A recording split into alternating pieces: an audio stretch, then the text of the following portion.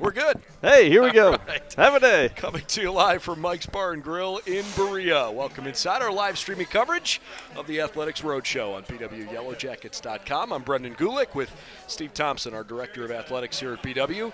It was a great week for the Jackets for a number of different reasons. We've got some fun special guests coming up here this evening. But while we wait for them, I'd love your opinion and your thoughts on just kind of the way things have started so far here in the springtime. Well, yeah, we've really taken off this spring. It's been really exciting. Led really this past week by a lot of offense, right? Baseball's been putting up big numbers for the entire spring, and I think it was Wednesday. I think then you saw really men's and women's lacrosse also score quite a bit. I think I put out on Twitter. I think we scored a total of 61 runs and goals combined in a day. I just think that's a heck of a day, and then that day was capped off by a no-hitter from one of our guests we're going to have. So Wilmington and Steve Thompson have one thing in common, and that's we both can't hit Nikki. So that's going together with that. So I love it. Yeah, Nikki Camarati had a terrific no-hit performance, 18 strikeouts in a 7-inning no-hitter against Wilmington earlier this week. And on the baseball side, we've got a baseball team right now that's ranked top 10 in the country, and frankly, continues to look like the kind of team that could make a run deep into the NCAA tournament. Coach Harrison and Coach DeAngelis are probably pumping the brakes on that at the moment, saying, "Hey, it's early. We're barely into April. Let's save some of the hyperbole for later in the year." Right. But 17-3 is a really good start. I know there's a lot of people that are kind of buzzing around that program right now. Yeah, I would say you kind of walk around campus. The benefit is it's right outside the doors of Bonds and the administration, but they see the activity there at the field at Fisher Field. But coming back, how they did from spring break, I'm going to say 10-1. I don't really remember the specifics, but just so much momentum coming out of that, and that's kind of continued. Where the weather hasn't been great, and it's kind of been up and down with that, but the guys have continued to battle through that and still hit the ball really well and play together. And I was out there with my kids on Saturday for the first game, and just to see that camaraderie, right, that team spirit that they have together, celebrating, home runs, big innings on the mound and stuff like that. That energy, right, this early in the year when the weather's going against you. And I would hope and I would believe in Coach Harrison and Tommy D that'll continue on through the year with great momentum. Because we've got turf facilities all the way around at BW here, I guess it would make for less headaches or fewer headaches than it would be if you were playing on natural softball and baseball surfaces. Same thing with lacrosse, obviously. So not necessarily the chaos around schedule changes, but obviously it's still a little bit of a coin flip. The weather right now is not great. But I'm curious what you would describe your role right now this time of the year as to somebody who's wondering, hey, what's the athletic director do when basketball season's over? Man, I got to come up with something good so they don't think I'm just going to games and cheering on me. Well, that's part of the job, though. Right. No, I love getting out there and getting to what games I can get to and support our scholar athletes. It's great not to have to worry around too many schedule adjustments. Most of the schedule adjustments are our road games. If we're scheduled at home, I mean, there's a 95%, we're like the post office essentially. Like we're coming through rain, sleet, snow. We're playing. I mean, our first baseball game, we plowed the baseball field so we could play on a Sunday. So really, around the day-to-day activities, it's really getting out, showing support for our student athletes that have essentially trained all year for this time to perform, in the spring where a lot of times people can start to lose focus on coming out and supporting their peers and stuff like that. And, I've talked to my class and to different student organizations. Like, we still got to get people out. We got a great product on all our fields, on the track. Again, you look at softball, what they've done in the last week. Our baseball program and men's and women's lacrosse really taking off. And then, we'll have some home track meets coming around the corner too. So in this last couple of weeks, we've had a chance to talk with several student athletes from the men's and women's golf team, from the track team, from the women's lacrosse team. Tonight we're looking forward to speaking with Nikki Camarati, we mentioned on the softball side, but we'll also hear from men's lacrosse and from baseball as we try to spread the coverage around a little bit here during the spring sports. And I think that's one of the things that makes BW's athletic program so much fun to follow. the reality is they're all pretty darn competitive. There's really not a team that you're kind of looking at going, boy, this isn't fun to watch.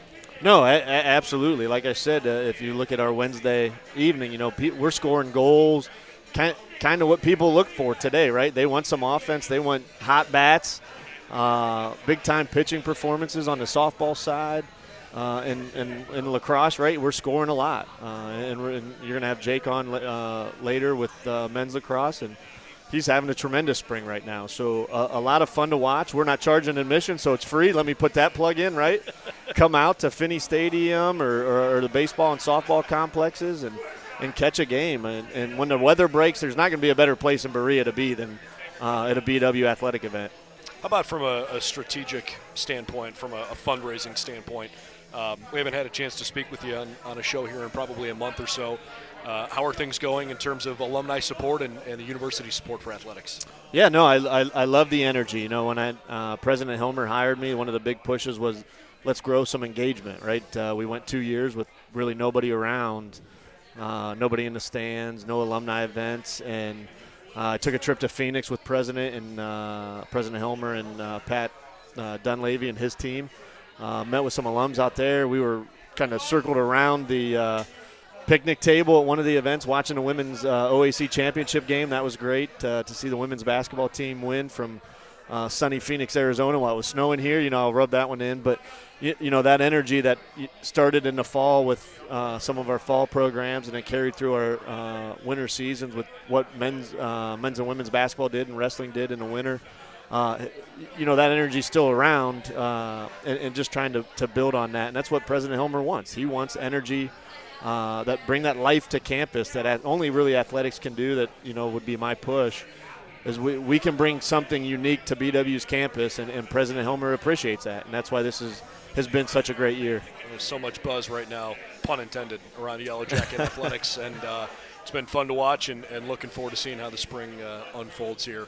In the meantime, one non-BW question for you. It is national championship night. Who you got, Kansas or North Carolina? And I'm all in for Kansas. We got a little department challenge going on, and I won't win if Kansas wins, but I'll come in a solid second place. And that's perfect, really, First for loser. the boss. All right, that's the boss can't win the office pool. There's no gambling involved with it, no money changing hands. Let me say that I know the 7 or 8 NCAA compliance folks that are listening right now to our podcast. There is no money changing hands, but, pride is a big thing amongst athletic staff. So if I can get a Kansas W, they can put me into second place to finish, and I'll take some pride in that. So all in, Rock Chalk Jayhawk, man. I love it. I love it. I think that Duke North Carolina game the other night was a ton of fun. As good a college basketball game you're ever going to see in the Final Four. Oh, absolutely. But I think North Carolina's luck runs out tonight. Kansas plays with incredible tempo, and I think their size is going to beat them up. So, not that I'm a diehard Jayhawk fan, but I think they got a pretty good I am chance to tonight. There's one time a year, maybe. Steve Thompson, our athletic director, we appreciate you stopping by. Hey, thank you so much. I appreciate the opportunity. All right, great to check in with him. In the meantime, we will give you just a brief preview on I guess it's more of a recap of what this past week was. Then we'll touch base with 3 of our student athletes, and then we'll tell you what's going on in the week to come. So we start with this past week in Yellow Jacket athletics, where unfortunately the weather was not particularly good on Tuesday. So we actually had a softball doubleheader at Oberlin that was postponed. The baseball team was supposed to play at Akron, actually, on Tuesday, but instead they ended up playing against the Wilmington Quakers. They were able to get a previously canceled OAC doubleheader in play. And the Jackets split with Wilmington down in southern Ohio. Unfortunately dropped the first game 6-2, but responded with a nice win in game 2, 14-1. On Wednesday, the softball team did play, and they were able to knock off Wilmington in game 1, 3-0 of that doubleheader. I mentioned earlier that was the no-hitter performance from Nikki Camarati, and we'll have more on that here in just a minute. The Jackets fell in game 2 of the doubleheader, 3-2. The baseball team also played on Wednesday, and they were able to come up with a big win. Number 9 ranked Yellow Jackets beat up on Worcester 12-1 in a non-conference game over at Fisher Field. Worcester's program is traditionally truly one of the best in the country. That was a huge non-conference win for the Jackets. And then both lacrosse teams played on Wednesday as well. The Yellow Jacket ladies with an awesome win, perhaps their best showing of the season. They beat Heidelberg on the road 17-5, while the Yellow Jacket men had certainly their best showing of the season, 27-7. They beat up on Heidelberg on Wednesday night. So Wednesday was largely a pretty darn good day for Yellow Jacket athletics. Thursday, a softball doubleheader against Pitt Bradford. Yellow Jackets came away with a pair of victories, both non-conference games. They won the first game 8-2 and the second game by a final score of 6-4. We did not have any action on Friday, but Saturday was a busy day. Yellow Jacket men and women both competed down in track and field down in Oberlin. You can check the results if you'd like there on bwyellowjackets.com. Women's lacrosse with a great win in conference play on Saturday as well. They knocked off Marietta 17-8, the final score in that game. Men's lacrosse team also had a big win. They were on the road down at Don Drum Stadium. They beat the Pioneers 20-4, continuing a nice season on their front. Baseball team played a doubleheader against Muskingum on Saturday. Took the first game by a final of 7-1, and the second game by a final of 8-1.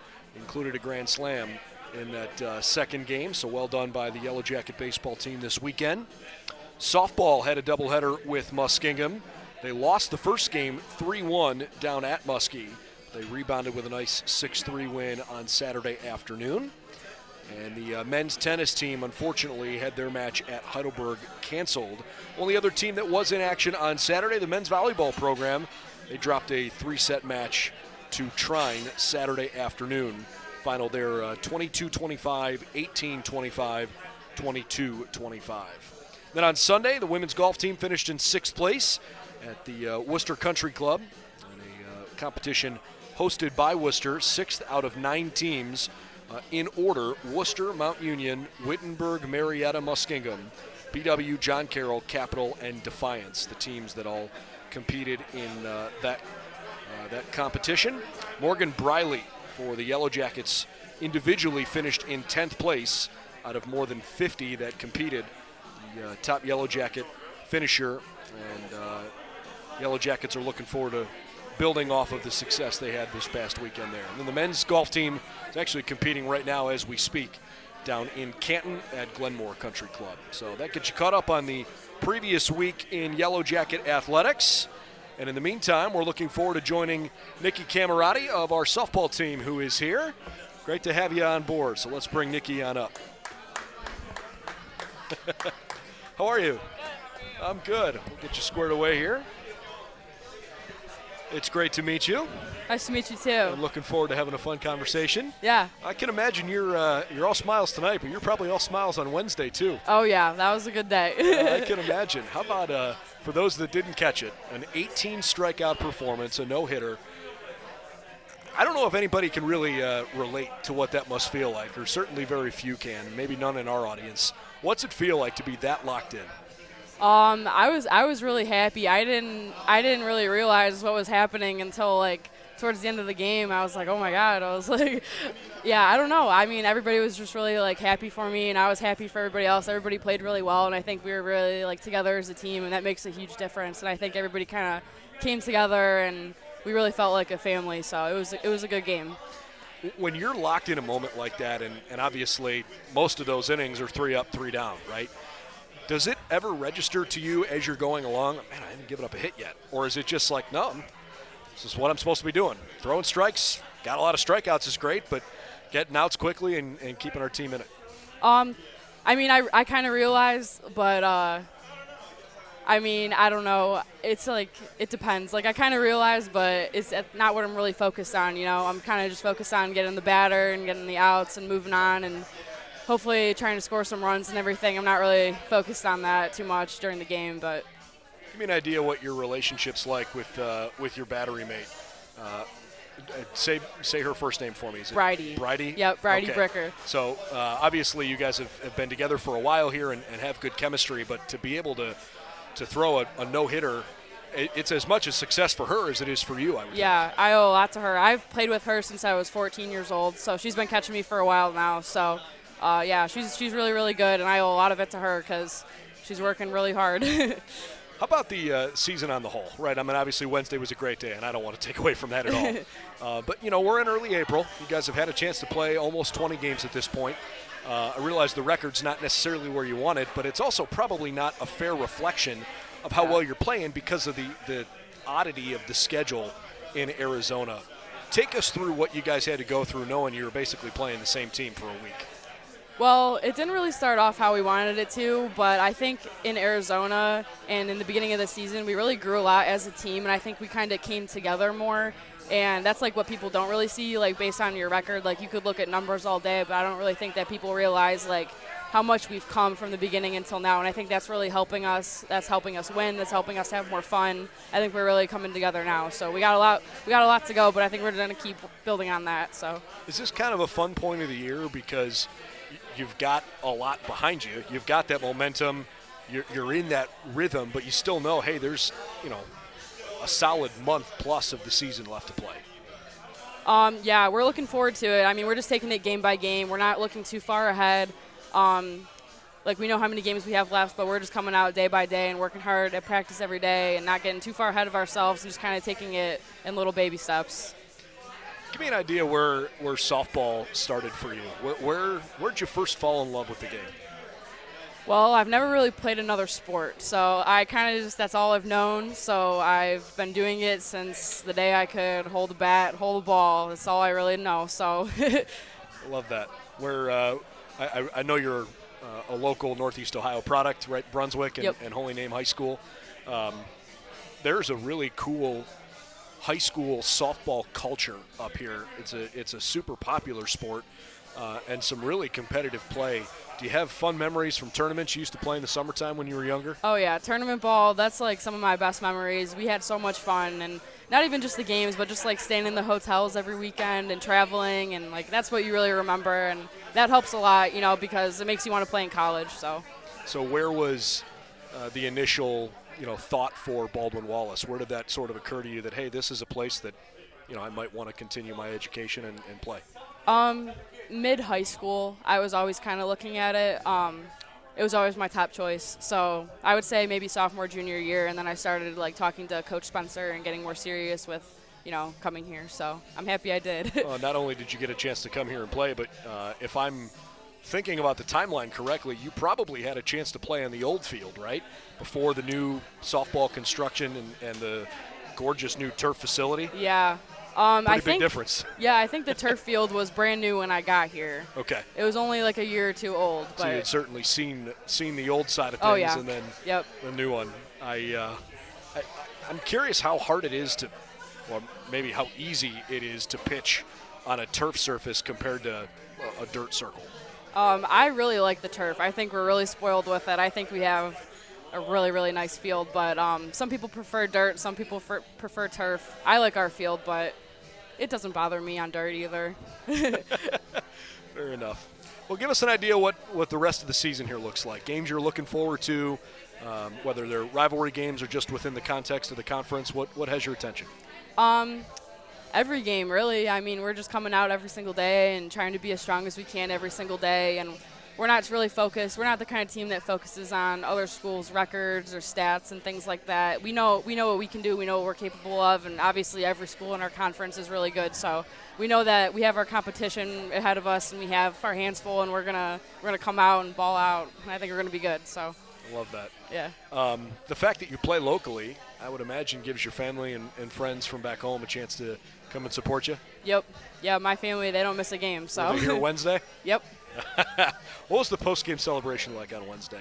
Oh, it was pretty fun. We were really, really hyped up. We were very excited. It was really cool, yeah. The 8th time in her career, and for the first time this season, Nikki Camarati, the OAC Pitcher of the Week. As you've gone through this, this schedule with the conference several times now, what strikes you when someone says to you, hey, I'm thinking about playing softball at fill-in-the-blank school, but within the OAC? John Carroll, Capital, Ohio Northern, doesn't matter.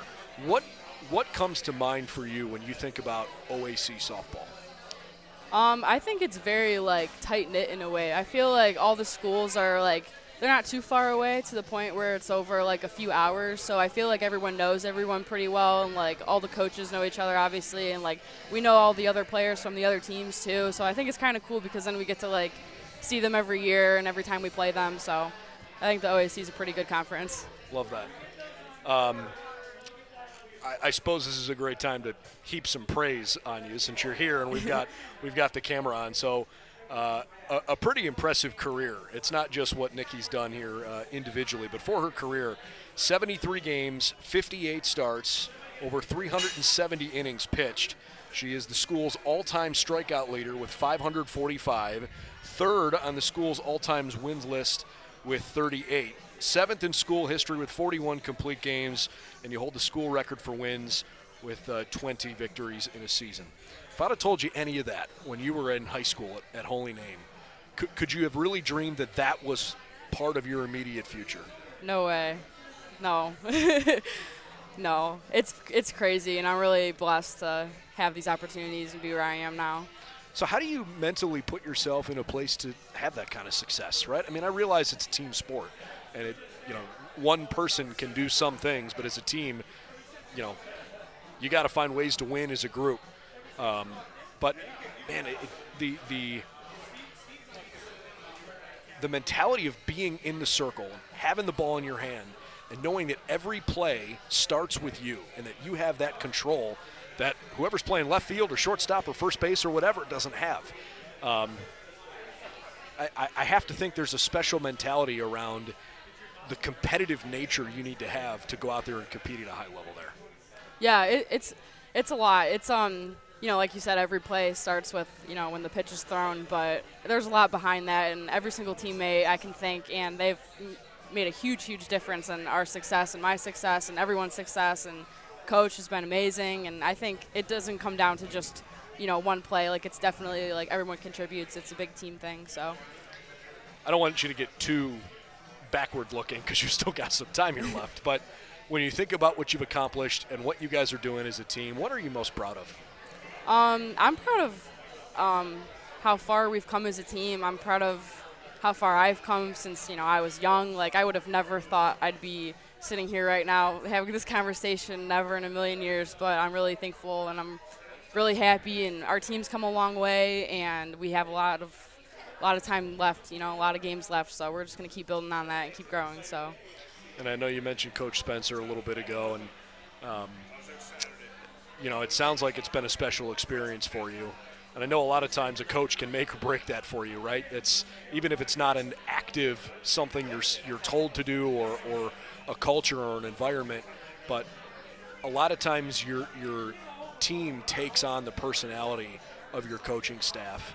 And it's clear that this has been special to you. I'm just curious what comes to mind when you think of Coach Spencer and how he's helped you grow both on and off the field. Yeah, he's been a really great coach, and we've gotten a lot closer over the years too. I think he's been a huge help in my success, and he's been he's always someone I can talk to, softball, not softball, either way. He's just been he's always been there for me and for everybody else, and he's been really great. Yeah, I'm really happy that he's been my coach.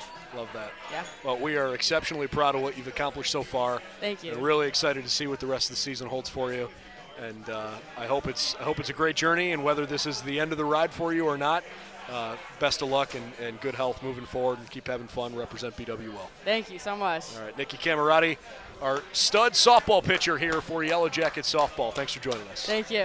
All right, coming up next, we've got is Jake Nanosky here. You can take the headset off unless you want to stick around. We can put a third one in. Jake Nanosky standing by from the Yellow Jacket men's lacrosse team. There we go. How we doing? Doing good. How about you? Good, man. It's good to see you. Good to see you too. Thanks for hanging out and having some fun. Yeah, no problem. It's been really fun to watch you guys as a team this year. My gosh, I know you guys have been through a lot with. I guess it's a coaching change, but when you have Coach Tatro, move from an assistant role to a head role, there's not quite the same honeymoon feeling of trying to figure out the new system and whatnot. So why don't we just kind of start on maybe a 10,000-foot level and what you're proud of that you guys have done so far this season. Yeah, no, I would say the thing I'm most proud of is we lost a lot of seniors last year. We had a big senior class. And so coming into this year, we just sort of had to figure out our identity as a team. And I think as the season's progressed, and especially getting into conference play, I think we're really starting to find that identity, and we're really starting to click. Well, you guys have always played a pretty tough out-of-conference schedule. I mean, that's been the case now for, at least the last 5 or 6 years within the program, and certainly, during the time that you and your family have been here. Yeah. And to start the year with, 3 losses in your first 4 games, but then essentially respond with, some impressive high goal-scoring outcomes, and geez, this past week, 27-2 and 20-4. Yeah. I know you individually have been playing well, but where is this team better now compared to the beginning of the season when things, obviously tough competition, but yeah. I think it's clear you guys have made strides. Yeah, I'd say we've made a lot of improvements offensively early on in the season. I think a lot of us were still trying to find our role within the team and within the offense especially. And I think early on we had a lot of problems with off-ball movement, but we're really starting to get that down and just really get comfortable within the offensive system. And so I think that's a lot to do with what we've been putting out on the field recently with some of those scores. Tell me about your family and why BW is special, not just to you, but to your family. Yeah, so obviously both my brothers were here, and, having both of them here, I was always around campus, on campus, around the guys. And just from the moment I've been on campus, I always felt that family atmosphere. When I was in 8th grade, I was hanging out with the team, and they were always saying hi to me, asking me how my stuff was going, and it just made sense to sort of follow in line because of how I was treated. It felt like a family here beyond just my brothers being here. Love that. Yeah. I feel like there's a heck of a lot of student athletes that have come to BW from Medina the last few years. Yeah. What's going on down at Medina High? Yeah, I don't know. I feel like for the longest time there weren't a lot, yeah. And then now within the past 2-3 years, I feel like I've just been seeing more and more familiar faces. It's pretty cool, and obviously, I mean, Medina's as a high school athletics program, they've become one of the better teams, certainly in Northeast Ohio, and in many cases, one of the better teams throughout the whole state. Yeah. It's a big D1 school. They've got a lot of really good, talented guys, and I know right now Drew Aller is the high school quarterback that's going to Penn State that probably takes a lot of those headlines. Would be nice to have Drew Aller's arm. Yeah, exactly. Unique circumstances for you because you're playing football too, right? Yeah. And so I'm curious how you try to balance, training in both sports. Yeah, no, so the biggest thing is just there really isn't an off season, in the fall I'm fully focused on football, and then once the spring rolls around I'm fully focused on lacrosse. So it's just sort of, especially it was interesting this year because I suffered a hamstring injury in football, so just trying to get the hamstring, ready to get back for football during the season, and then getting it ready for the lacrosse season this spring. That's where most of my focus had been. How much do you enjoy not having the downtime of going basically from the end of one season to the heart of training for the next one? Yeah, honestly, I love it. I feel like I've always sort of been better sort of under pressure or when I don't have that extra time to sit around and think. So I kind of like the fast pace, always going at it pretty much. About the coaching staffs, you've got Coach Tatro and Coach Hilbert, whose offices are, 20 feet from each other, right? But there has to be some level of communication. I mean, they both know you're working when you're not in season with their team, but clearly are also at least comfortable enough with the fact that you're doing some football training sometimes or some lacrosse training. Yeah, no, both coaches have been extremely supportive of me, and like you sort of touched on, the communication's just the biggest part for me and for them. I communicate with them, they're open with me, and it's really nice having their support behind me. What was it like to play with your brothers? Oh, it was incredible. You know, in high school, I didn't necessarily have that opportunity because I wasn't ready to play at the varsity level my freshman year. And so finally getting that opportunity this past year with Nick was really just amazing. It's hard for me to believe that you're only a sophomore. Yeah. I don't know why I feel like you've been here longer. It feels like I've Probably been because you have been here Yeah. longer as a non-BW student. But, you know, you think about splitting your time in college up into fourths, freshman, sophomore, junior, and Yeah. senior year. And like I said, it feels like you've been here for a long time, even though you're only in the spring of your sophomore year. What do you want to accomplish in the second half of your BW career that you haven't had a chance to accomplish yet? Just get that OAC championship in both football and lacrosse. You know, we've been making those steps towards elevating the program, and I think that's the next clear step. But I think, you know, we don't want to just settle for that OAC championship. We want to get into the tournament and win games in the tournament, and I think that's where I want to get to, and that's where I want to help elevate the teams too.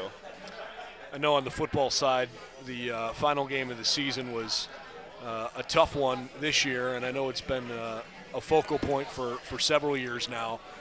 Where do you guys feel like you're getting closer and closer to getting over that hump?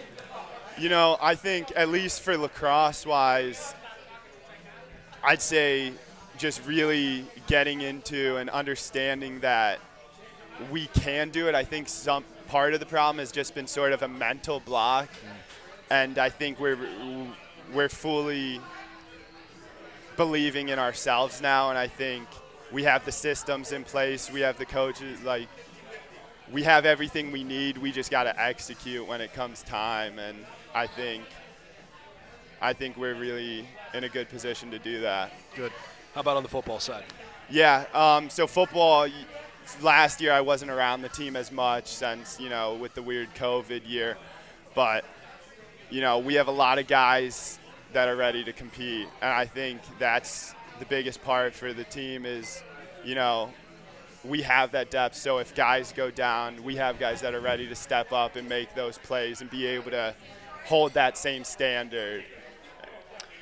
The fact that there's probably a similarity here with both football and men's lacrosse, that the better teams in conference play are generally viewed as some of the better teams in the region, and certainly in football's case, some of the better teams in the country. Yeah.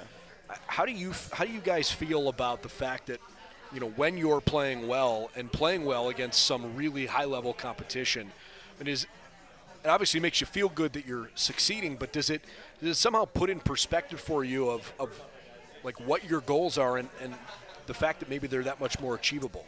Yeah, you know, especially in football, OAC is obviously one of the best conferences in the country.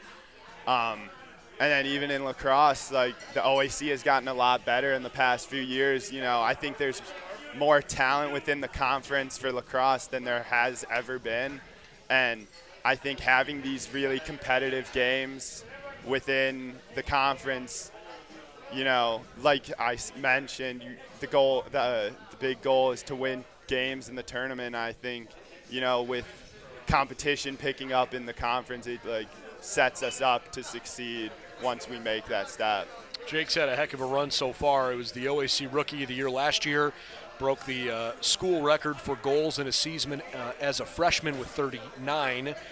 That was 2.6 goals per game as a freshman, also a school record. School record for assists in a year as a freshman, points in a season as a freshman, points per game, and shots on goal as a freshman. So you had a great freshman season. You've scored 25 goals and had, I think, 17 assists for the first 10 games this year. I'm not asking you to give away any state secrets here, but are you on pace to sort of achieve whatever marks you've set for yourself here this season?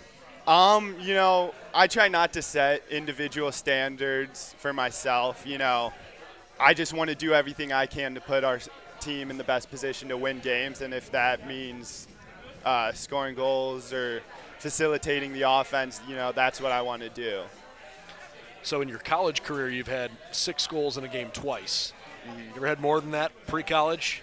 I think 6 has been the max even in high school. I think I was never able to crack that mark. You say that like it's, down here. What's it like to score 6 goals in a game? Honestly, in the game you don't necessarily realize it, especially like recently in the Capital game, I got going early and you just sort of ride the wave, and then after the game guys start asking you, how many did you have today, and it sort of shocks you to actually think about, counting back on them. Yeah. Fun. That's cool. As you look forward to the rest of the season here, I mean, obviously you kind of have the John Carroll game mentally circled on the schedule every year, right? But what are you most looking forward to here in the back half of the year? Just continue working on our systems. And like you said, just doing everything we can to put ourselves in a position to ideally have the OAC tournament be played at BW again this year, and just put ourselves in the position to get to that title game and hopefully avenge what happened last year. There's 3 teams right now at the top of the OAC. John Carroll, Ohio Northern, and BW all off to 3-0 starts in conference play. You've got 6 games left in the regular season with Mount Union, Otterbein, and Ohio Northern all coming to Berea. Trips to Muskingum, John Carroll, and Wilmington. All those games get underway, opening up at either 1 or 7 o'clock on Wednesdays or on Saturdays. And then you've got the one Friday game on Good Friday down against Otterbein up here in Berea. Yeah.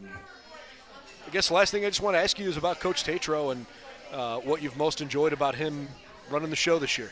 Oh, all of the guys, we love Coach Tatro, and I think the biggest thing is it's obvious how much he cares about us as lacrosse players, but more importantly as human beings. Anything we need, he's there for us, and I think that's all you can ask for as a player and as a student.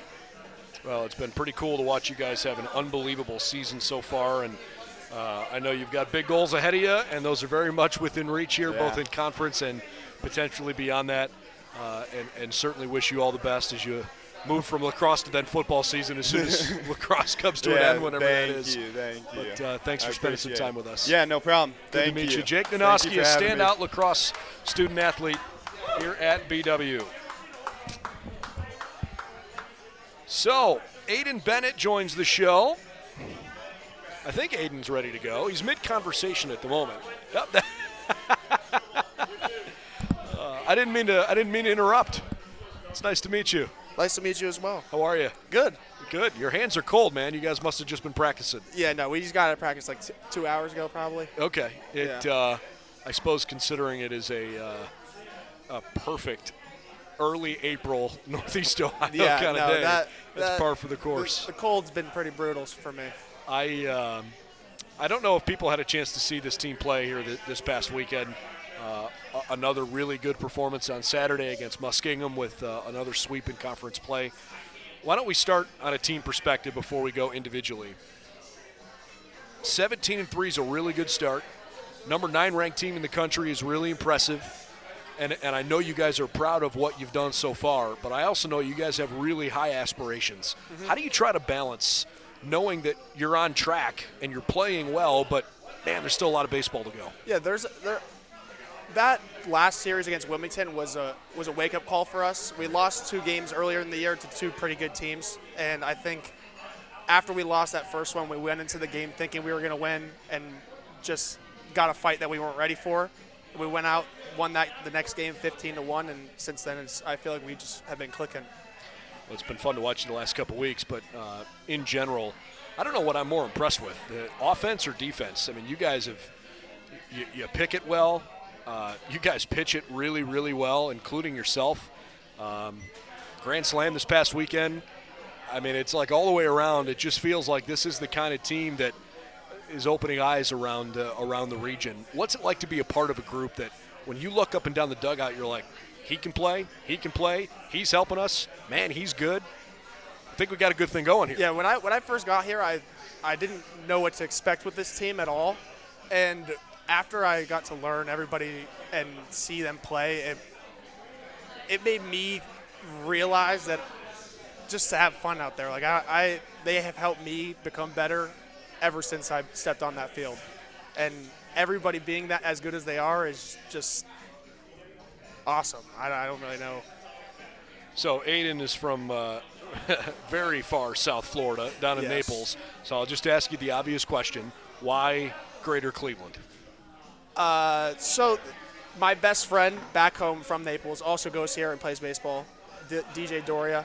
And Cam Jones also played here. He doesn't play here anymore. But after my old school and I didn't really click, I was looking for other schools, and they were like, just talk to Coach D, talk to Harrison, and I finally took that chance and talked to them, and ever since that, it was just set from there. So what were those conversations like? Those conversations were very unique. I had never have had a coach that talked to me the way that they did, and ever since then, I love those guys. They're super awesome. I don't mean to poke and pry if it was private, but I guess I know the personalities of Coach Harrison and Coach DeAngelis, but maybe some of our viewers don't. What is unique about them in the way that, as a player, you kind of really want to go play for guys like that? I honestly think it's just like the whole feeling of family of the team. Not even with them as coaches. It's just like the players want to play for them. I don't know what it is about them that is like that, but they just are. They make it fun, and that's our whole goal is playing sports is have fun. What do you think is the strength of this team right now? Biggest strength? I'd say our pitching and defense. Our defense, when our pitching's not good, our defense backs up our pitchers, and I'm not worried about our hitting at all. Yeah. How much more can you share with us about your journey to BW? I know you didn't start here, but the idea of how you got here. I started off my freshman year at FGCU in Florida, and that was the COVID year that got everything shut down. So that once I got back to that school in my sophomore year, I just wasn't the same player. I was out of shape, and all of that happened. So the coaches thought I took all that time off, and it just didn't really click well at that place. So then once I made the decision to go in the transfer portal and do all that stuff, after finding this place and taking a tour here and everything, it was just perfect for me, honestly. What is the transfer portal like? I mean, we hear in college athletics right now about all these changes going on, and I realize there's not a whole bunch of name, image, and likeness stuff going on with Division III student athletes, but the transfer portal seems like this innocuous place that you can't really wrap your head around. Yeah. What's it like to be in it? Yeah, so when I first was about to click enter into it, after filling out all my stuff. So it is actually physically a portal. Yeah, in a way it was really weird because I didn't know how it worked either. Sure. So the second I entered it, the next day I'd say I got 8 phone calls from all different types of schools all across the country, really. Yeah. Just mainly D2, D3s, and they were. I just didn't have that conversation with a coach that I was I want to play there. Sure. Until I talked to Coach D. How about from a facility standpoint? I mean, I would have to think that part of your thought process is hey, if I'm going to go play somewhere where the weather is not consistently warm, I got to know that we're playing on, high-end facilities, and we can fight our way through some crummy weather. Mm-hmm. I'd say the winter of winter baseball is a totally different thing that I had to learn, and welcome to Northeast Ohio. I've never even had to throw inside. Yeah. In Florida, it's year round outside. If it's raining, you just wait till tomorrow or wait till it's done raining. It's just there's no inside baseball. So having to learn that, and after seeing it on my visit, especially the turf field, that in Florida is very rare. So it's super awesome to have that be our home field.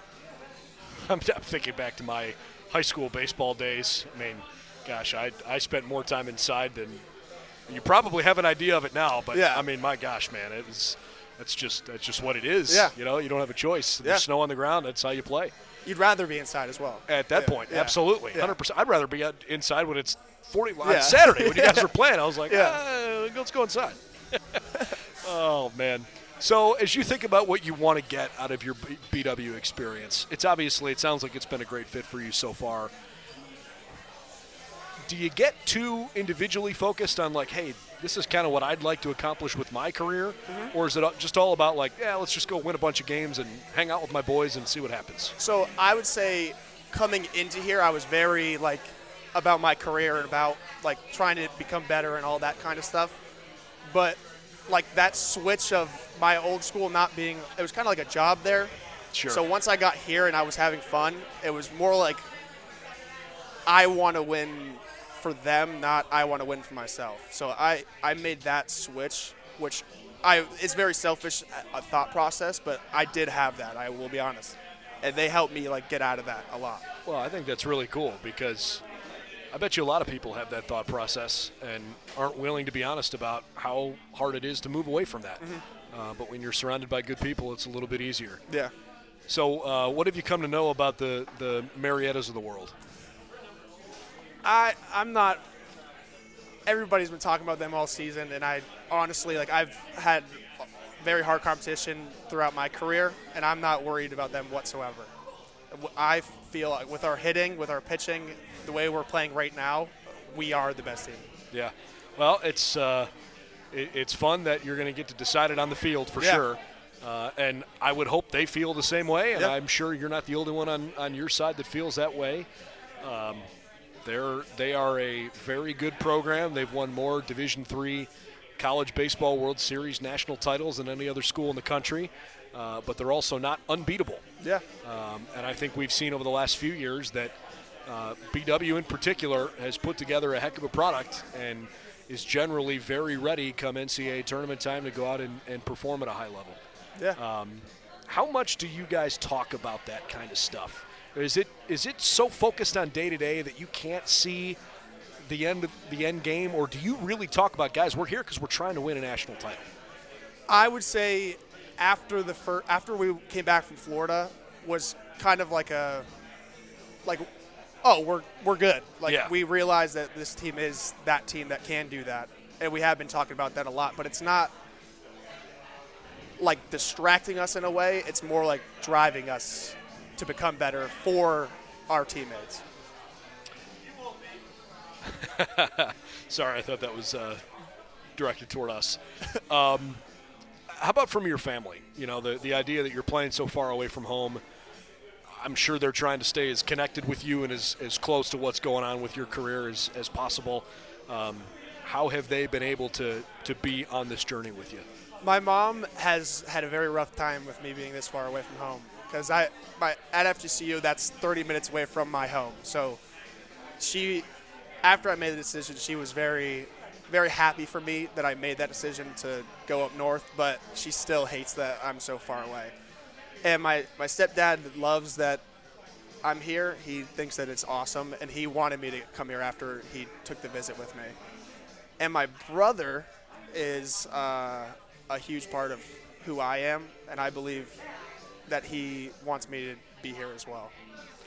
The OAC Pitcher of the Week earlier this year. 4 appearances on the season, 3 wins, no losses. You've had a heck of a run so far. 8, and 5 strikeouts apiece in those 4 appearances, including Game 1 against Muskingum on Saturday. Looking forward the rest of the season, I know you've got Marietta and John Carroll both coming to campus. You've got Otterbein coming up to Berea. Ohio Northern's coming to town. Still matchups with Mount Union and Heidelberg Capital on the road. A couple of others mixed in there as well. Aside from the Marietta doubleheader, is there a series that you're most looking forward to, or is that an obvious question and the answer is May 6th? I personally just say the next one. Sure. I'm that type of person that doesn't like to look too far ahead, but it does help me with like working out, like pushing so I can get to that spot. But the next game against who we play next? Actually, got Case.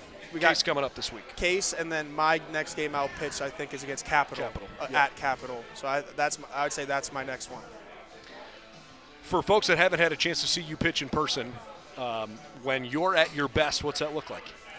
I feel like I just pitch with a lot of motion, and am Is I that motion or emotion? emotion? Emotion. Emotion. Okay. And I feel like when I'm at my best and I'm throwing how I like to throw, I just can't.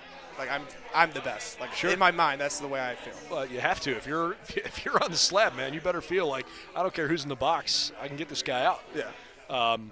What's your arsenal look like? I have fastball, slider, curveball, changeup. That's it. Okay. There's nothing. That's it.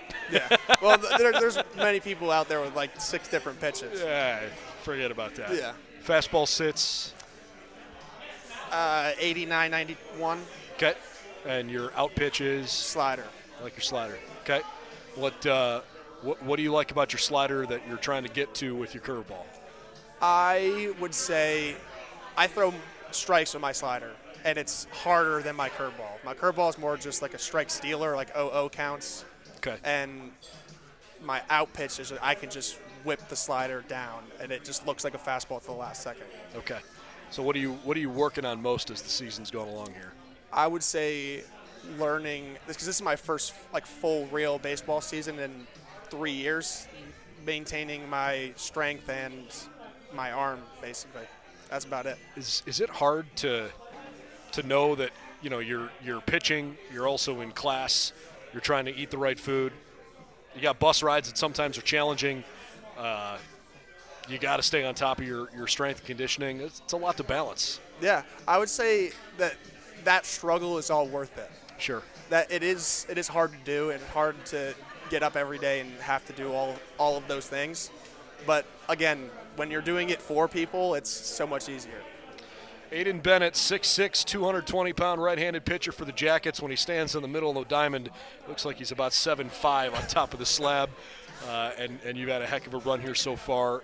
It's been fun to watch you compete so far this year, and certainly hoping that it'll be a long, fun season for you. It will be. All right. Aidan Bennett, thanks for stopping by. Thank you. Wish you all the best. Thank you. All right.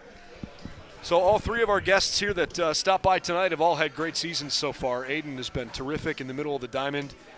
Jake Nanosky, my gosh, he's been unbelievable so far, again as a sophomore. But I've been really, really impressed with the way he's played out on the lacrosse field, especially after breaking so many freshman records last year. And then, Nikki Camarati throws a no-hitter earlier this week and is pretty arguably the greatest pitcher in the history of Baldwin Wallace softball. By the time she's done at the end of the year, she may hold several school records.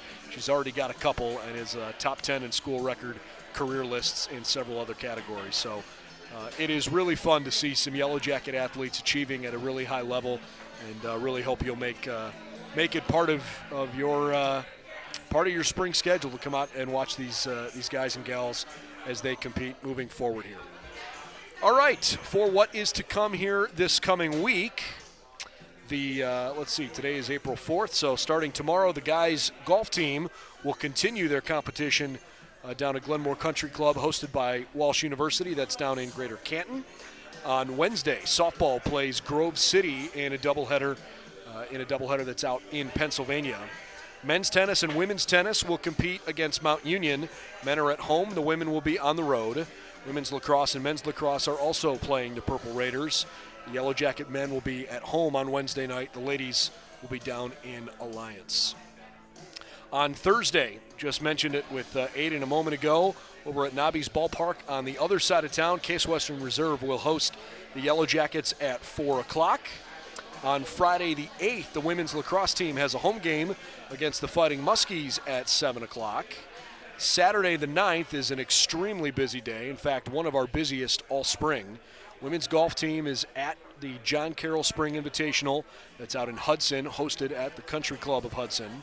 Men's and women's track and field will be down in Delaware, Ohio, Greater Columbus, at the Marv Fry Invitational, hosted by Ohio Wesleyan. The men's golf team will be at the Nye Intercollegiate at Worcester Country Club, hosted by the Fighting Scots. Men's lacrosse will be at Muskingum, 1 o'clock on Saturday afternoon. The women's tennis team will be at Muskingum at 1 o'clock. Unfortunately, men's tennis has been canceled already for this coming weekend, but working on a day to get that squared away and rescheduled. Baseball and softball both with doubleheaders scheduled on Saturday against the Capital side. Baseball will be 1 o'clock and 4 o'clock. Softball 1 o'clock and 3 o'clock. Softball's at home. Baseball's on the road on Saturday. And then on Sunday the 10th, the golf teams continue their competitions in Hudson and Worcester. Softball has a game at Worcester at 1 o'clock, and then a second game that's part of their doubleheader Sunday at 3 o'clock. And then Monday we'll be right back here in Berea for our next edition of the Yellow Jacket Athletics Roadshow. Great week this past week, and more fun things to come, we certainly anticipate. I'm Brendan Gulick. Thanks for joining us again. Certainly hope you'll come up at some point here to Mike's Bar and Grill just on the foot of campus. This is one of the really cool, unique places here in Berea. We are so grateful for the support for Yellow Jacket Athletics that Mike's Bar and Grill has shown us each and every week as we bring you these live shows every Monday at 7:30. Again, I'm Brendan Gulick. Have a great rest of the night. We'll see you real soon as the Jackets continue on here this spring.